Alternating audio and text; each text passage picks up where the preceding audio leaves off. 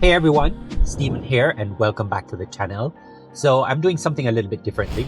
I just came back from my storage unit to get some stuff, some gifts that I'm giving. It's the 21st of December and yes, I'm doing last minute preparations for gifts. I came across a couple of boxes that I had in there from back in the day when I used to do FBA and dropshipping. So I want to talk about dropshipping and FBA. FBA is fulfillment by Amazon, and they're a similar business model but different, and I'll talk about both. So I started out doing dropshipping because dropshipping was pitched to me as easy. You know, all you had to do was source some products from Alibaba or AliExpress these days, or from China, and you can just set up your Shopify store, list the items on there, do a couple of ads here and there, sit back and have the money rolling, just rolling in.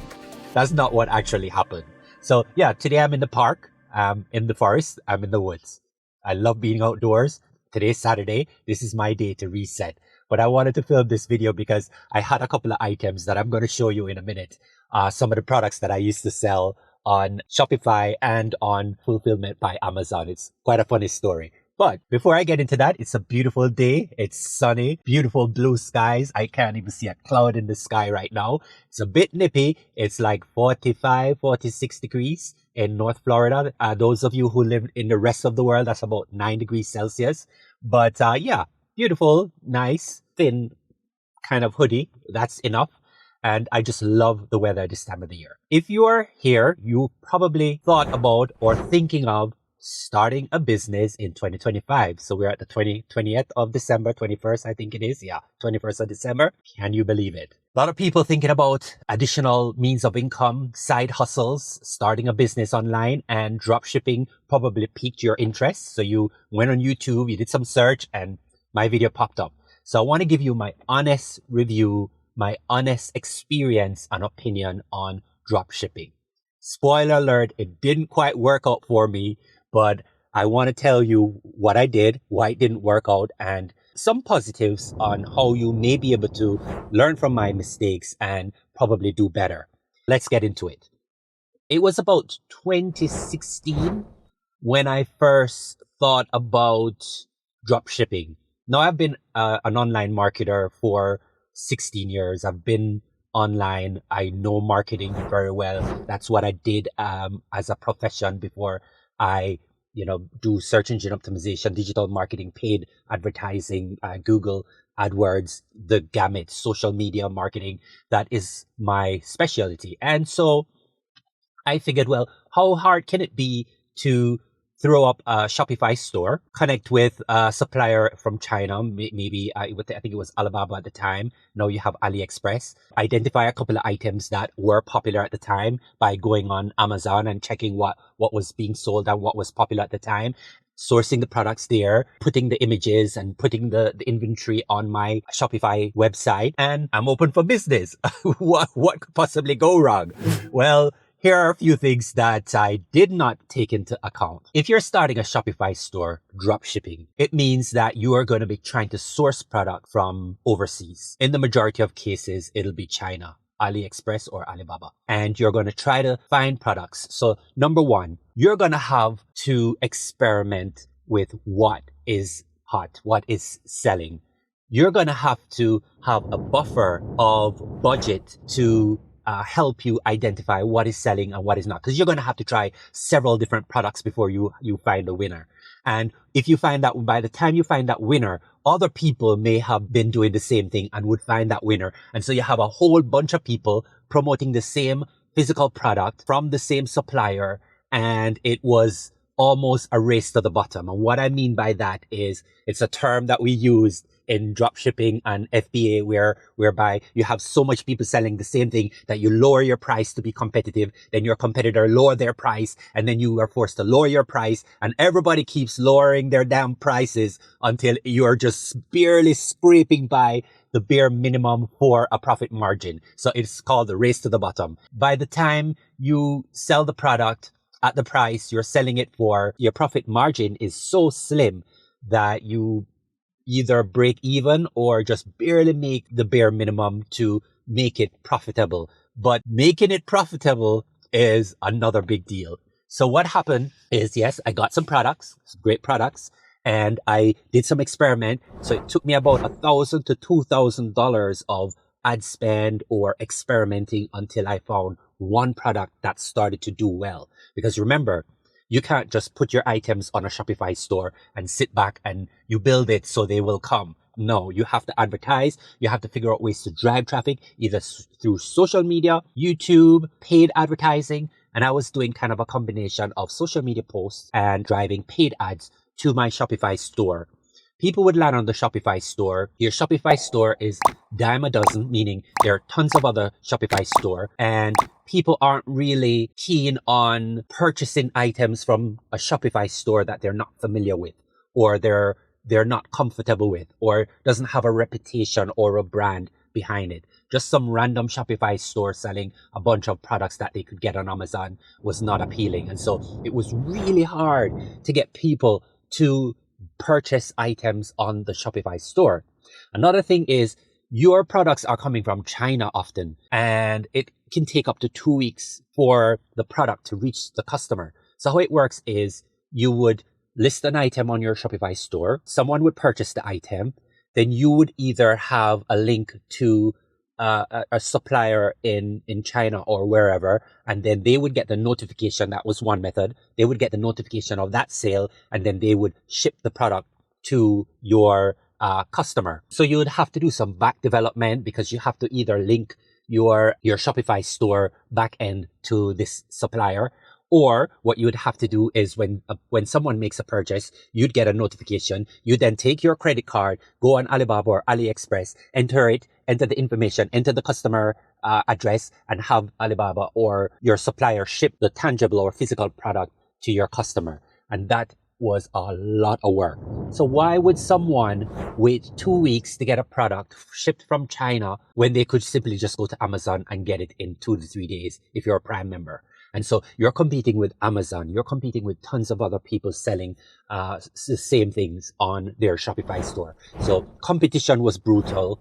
The profit margin was slim, and you had to deal with customer service despite what you may have been told. People buy from your store. And as far as they're concerned, you are the manufacturer, the supplier, and the shipper. So you are on the hook for all customer service. So you're going to get email refunds. You're going to get email inquiry on customer service. So you're going to get a lot of customer service emails, and you have to deal with all of these customer service, especially when your business start to do a little bit better and you start to make more sales. The more sales you make, the more customer service issues you'll have to deal with, the more refunds you're going to have to do.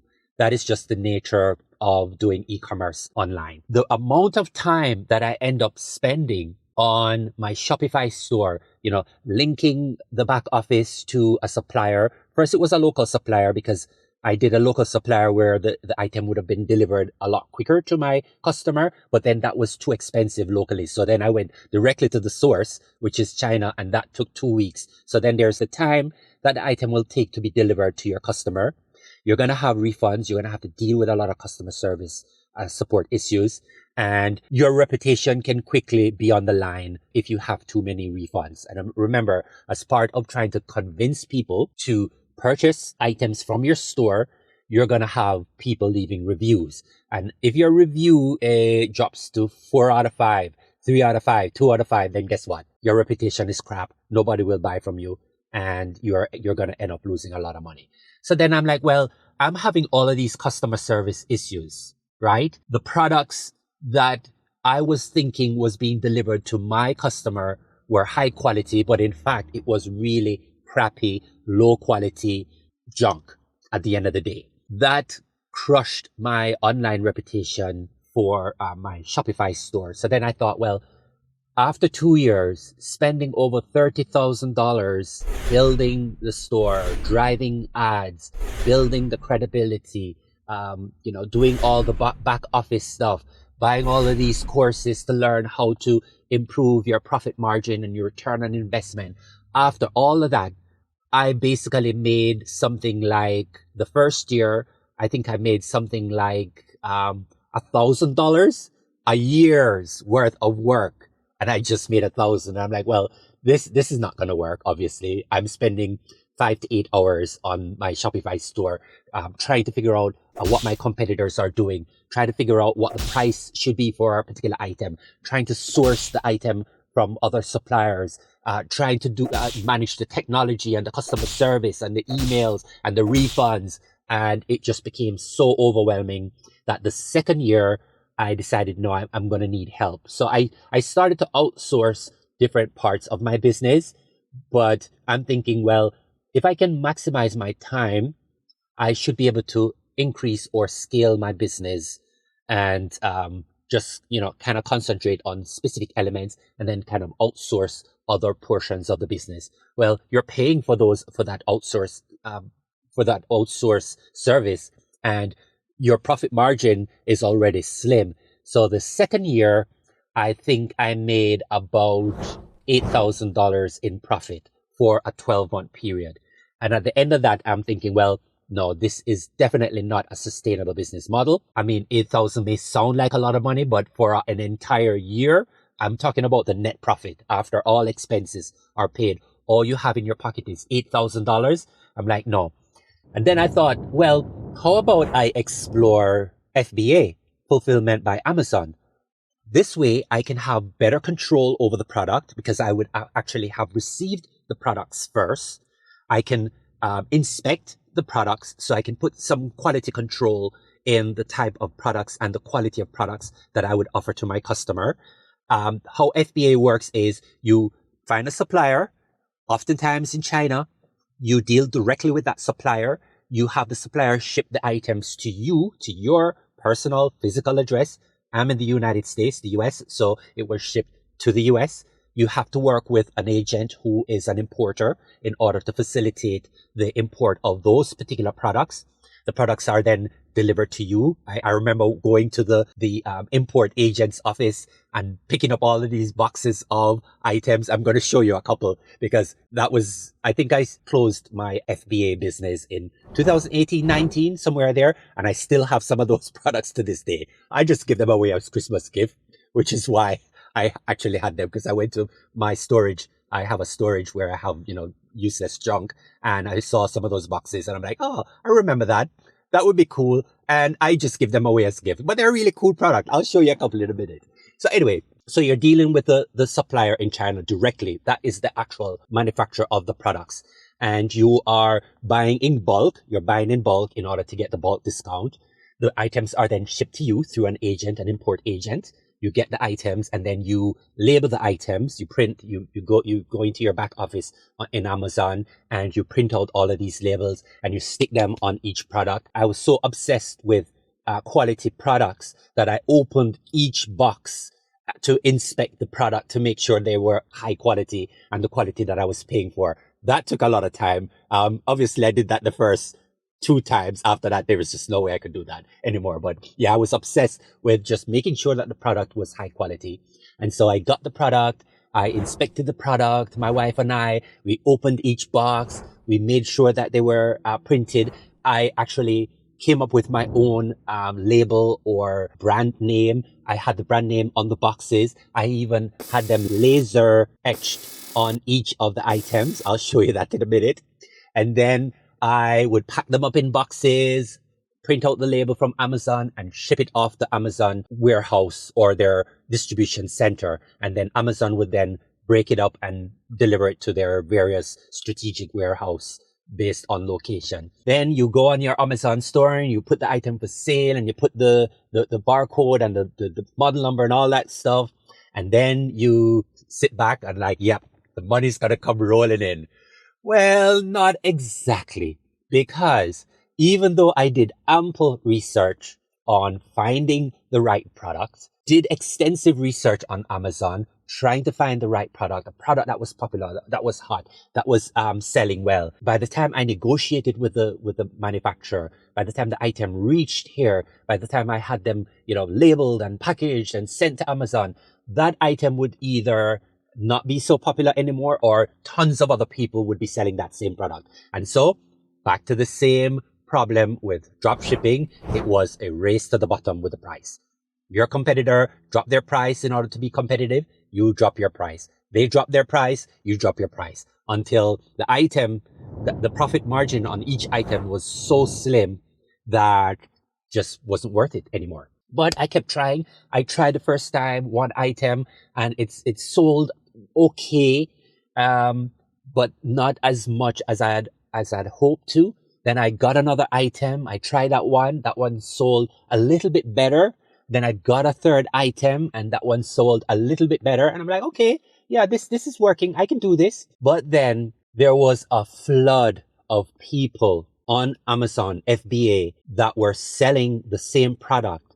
And then Amazon started to sell similar product. They started to do their private label item that was similar to what you were selling. So, you're competing against hundreds of other people selling the same item. And now you're competing against the juggernaut, Amazon themselves selling the same product. And you're like, what the?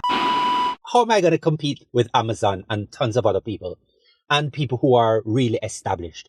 And so what I learned is you have to have a serious buffer of cash in order to experiment, in order to find a few winning items while you build your reputation. And how Amazon work is, the more sales you make and the more reviews you make, considering that your review stays within a certain high percentile, then the more your item would be shown within the algorithm and to customers, and the more they would purchase. But again, you're still dealing with customer service. You're still dealing with people asking you questions. You're still dealing with the algorithm of Amazon. You're dealing with all the competitors, and you're dealing with Amazon as your competitor. And at the end, I only did that for 1 year at the end of the year. So I started dropshipping. I did dropshipping for 2.5 years. And then I kind of transitioned from dropshipping. I had my Shopify store still, but then I kind of transitioned into FBA, and I did FBA for maybe a year and a half. At the end of 2019, at the middle of 2019, I was through with any physical products, and it was basically a disaster. So after all the math was done, after doing all the calculations based on the net profit and the amount I spend, I think I lost somewhere about $50,000 to $60,000. That sounds like a lot of money, and it certainly is. Luckily, I had other things going on to kind of mitigate some of those losses. And, at the end of the day, it was way too much work. It was difficult to scale, because in order to scale, you have to hire other people. You're dealing with customer service. You're dealing with competitors. You're dealing with the algorithm. And it was just not a sustainable business model for me, I'm sorry to say. Now, does that mean it will not work for you? No, absolutely not. There are people online crushing it in dropshipping and FBA, fulfillment by Amazon. I think you have to have a substantial budget and willing to work that business for at least a year or two, no profit, or operating at a loss until you build up your credibility, you build up your review star rating, and you build up your customer service infrastructure and your online credibility. So if you can sustain it for a year or two, and you're willing to operate at a loss during that time, then I think you can come out on the other end quite successful. But to me, it became a job. Like I was literally working 5 to 8 hours a day, 7 days a week, just trying to make sure the business stayed afloat. And when I think of doing a side hustle or a business online, I want a business model that would free up my time, because I don't want to be married to a job. I don't want to have to dedicate so much time to a business and having the difficulty of scale. So there you have it. So I promised that I'd show you some of the items. So one of the items that I did was this item. Does anybody know what this is? Okay, so if you know what this is, pause the video and drop it in the comment section below. Hopefully you can see it. What is this? Well, if you're not familiar, this is a garlic press or a garlic mincer. And how it works is you put the garlic clove in here and you just press it, and it minces the garlic through these small holes. This was a great item. This is made of 100% food grade stainless steel. I made sure that my products were of high quality. I actually have this and I use it quite a bit. Now I have a couple of cases of it. I just give them away as Christmas gift or whatever. But this is a really cool item. This item failed. It failed because, not because of the quality, but just because of the sheer volume of competition. Everybody and their third cousin was selling this item. So I'm like, okay, now I love cooking. I do a lot of kitchen stuff. I was an aspiring chef at one point in my life. So all the items that I sold were like kitchen, cooking, culinary type items. That was kind of my niche. The second item that I did was this. Now this was the best seller. This prevented me from going $100,000 in the red as opposed to 50. So this item did pretty well. I don't know if you can see that, but it's got my logo on here etched. And it was Nuvello Innovations. And yeah, so this was like a peeler, shredder, and julienne. So you could like julienne, those thin, slim carrot, pieces. That's what this is. And this did quite well. By the time I got these items and they started to sell, everybody and their fourth cousin was selling this item. And so eventually it was a race to the bottom. And I eventually started, I was probably getting like 50 cents or $1 in profit off of selling these because I had to drop the price so much in order to compete with other people selling similar items. And then there was this item. Now, this item here, very few people will know what this item is. If you know what this item is, leave it in the comment, pause the video and leave it in the comment section below. What is it? Okay, so it's made from 100% silicone or silicon, depending on where you're from. And it is a garlic peeler. I know, right? A garlic peeler. Who would have thought? So how this works is you get a garlic clove with a peeling on. You put it in here and you basically just rub it. It's got some ridges on the inside and like magic, it just sheds all of the outer film, skin, whatever, from the garlic, and you got your whole garlic clove. So yep, those were the items that I promoted. A few others as well, kitchen items. That one failed even before it arrived. So that was, I think what I eventually did was couple these two together, package them and sell them as a package deal. So that was my honest experience. As I said before, I think if you want to make sure this works, make sure you have at least $15,000 to $20,000 in reserve for 6 months to a year, and be willing to operate at a loss while you kind of learn, while you identify specific products, while you develop your reputation online, and while you build up your reviews. That's going to be very important if you're doing drop shipping or FBA for that matter. By 2019, I was done with my Shopify store. I closed it down, and I basically just stopped promoting or selling or even, paying any attention to my FBA account. It's probably still up. I know I got a notification from Amazon saying your items are due for disposal, whatever. I did have some ship back, and then at the end of the day, I'm just like, Amazon, just go ahead and dispose of the rest. I don't even want to even bother pay for shipping for those items to come back to me. So that was it. I was done. But some good things came out of that experience. I know for sure that the business model that I'm currently doing is the best business model that you can ever do, especially if you're just starting out, especially if you have little to no money, and especially if you want something with very low risk and very low barrier to entry, and that is affiliate marketing, and specifically affiliate marketing digital products. That is products that are electronically delivered. No more physical products. I will never sell physical products again because it's just too much work, logistics, customer service. I do affiliate marketing. The product owner is responsible for all the customer service. The product owner is responsible for making the item either available online or sending the item electronically to my customers. All I do is I'm a connector. I connect the perfect customer to the perfect item at the perfect time, and I get a commission. I don't own these products. I don't see these products. I mean, obviously, all products that I promote, I recommend, some of which I use. Most of the products that I promote are SaaS or software as a service. So there are products that people actually need in order to make their life better, productivity tools or run businesses, small businesses online.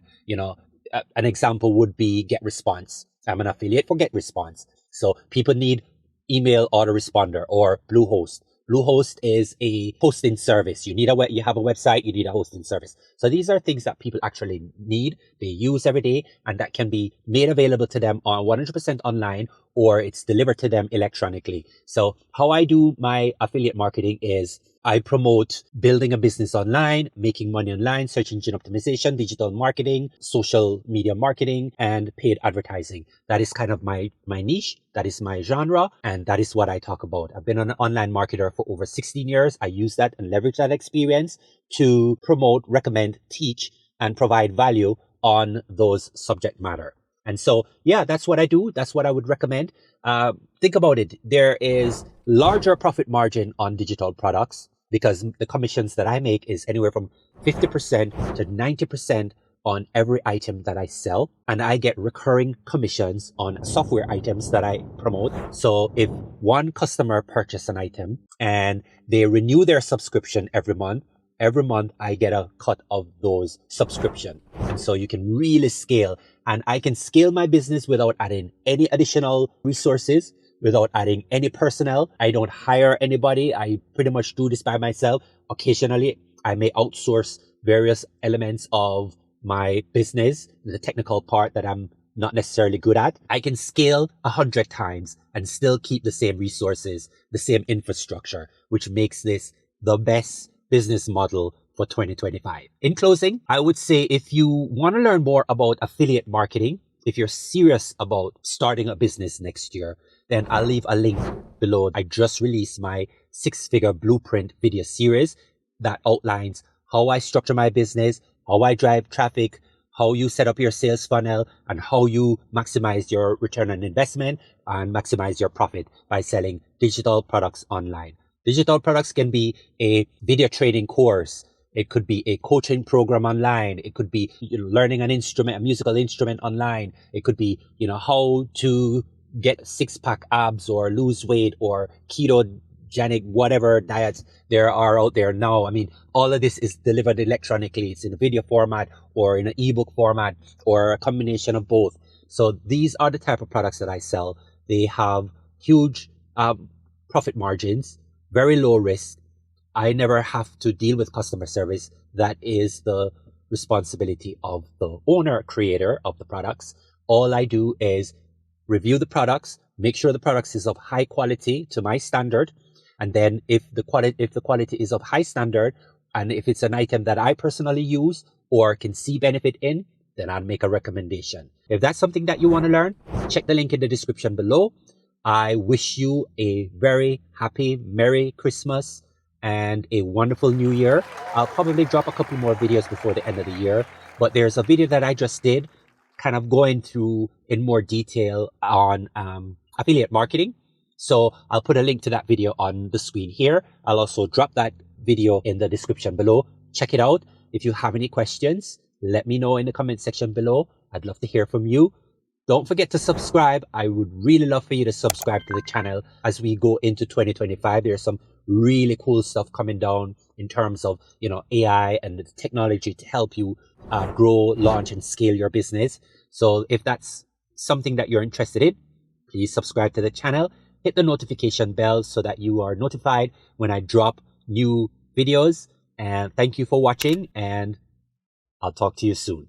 After I finished this video, I realized that the timeline that I gave in the video, 2000, I think I said 2017, 18, 19, way off. This was back in 2014, 15, 16. Wow. I just can't believe the time went by so quickly. But anyway, I was on YouTube looking and I pulled up some of the old YouTube videos that I did back then to promote some of the products that I used to sell in my dropshipping and fulfillment by Amazon. Prepare yourself for cringeworthy. I really want to warn you, this is really cringe, but here it is.